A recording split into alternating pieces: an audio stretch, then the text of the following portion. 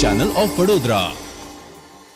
છોટાઉદેપુર જિલ્લાના સરહદી વિસ્તાર ગુનાટા ખાતે આવેલ રાણી કાજલ કન્યા શાળામાં અભ્યાસ કરતી 27 જેટલી બાળાઓને આરએફઓ દંપતીએ ટ્રેકસૂટનું વિતરણ કર્યું હતું।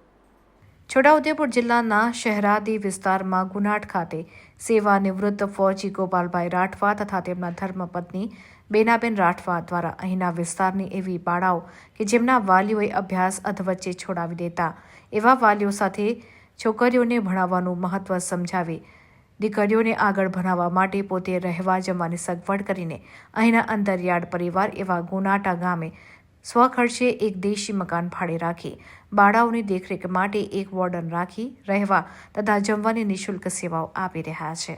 ગોપાલભાઈ રાઠવા અને તેમના ધર્મપત્ની બેનાબેનના આ સરાહનીય સેવા કાર્યને જોઈ કેટલાક સેવાભાવી દાતાઓ ગુનાટા ખાતે શરૂ કરવામાં આવેલ રાણી કાજલ કન્યા છાત્રાલયની રૂબરૂ મુલાકાત લઈ તેમના ઉમદા કાર્યમાં સહભાગી બની રહ્યા છે, જેના ભાગરૂપે છોટાઉદેપુર આરએફઓ નિરંજનભાઈ રાઠવા અને તેમના પત્ની હંસાબેન રાઠવા રાણી કાજલ કન્યા છાત્રાલય ગુનાટા ખાતે રહેતી 27 જેટલી તમામ બાળાઓ માટે ટ્રેકસૂટ વિતરણ કરી છાત્રાલયની બાળાઓ સાથે તેમના તરફથી બપોરનું ભોજન કરાવ્યું હતું, જેમાં સામાજિક કાર્યકરો વાલસિંહભાઈ રાઠવા તથા લક્ષ્મણભાઈ રાઠવા પણ ઉપસ્થિત રહ્યા હતા।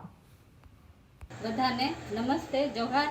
કેમ કે આજે જે વાલસિંહભાઈ તેમજ નિરંજનભાઈ એમને ફેમિલી સાથે આવેલા છે બાળકીઓને જે રાણી કાજલ કન્યા છાત્રાલય એમને દાન ભેટે ટ્રેકસૂટ આપ્યું છે, તેમજ એમને સાથે સાથે જમવાનું પણ સાથે આયોજન કર્યું છે,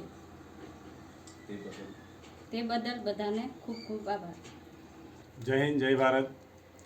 આજ રોજ રાણી કાજલ કન્યા છાત્રાલય ગુનાટા ખાતે આરએફઓ નિરંજનભાઈ રાઠવા સાહેબ તથા તેમનો પરિવાર આજે અમારી બાળકીઓ માટે ટ્રેકસૂટ દાન ભેટે આપવા આવ્યા છે, તેમજ બપોરનું જમવાનું આયોજન આરએફઓ સાહેબ વતી કરવામાં આવ્યું, તે બદલ આરએફઓ સાહેબનો ખૂબ ખૂબ આભાર। જય હિન્દ, જય ભારત।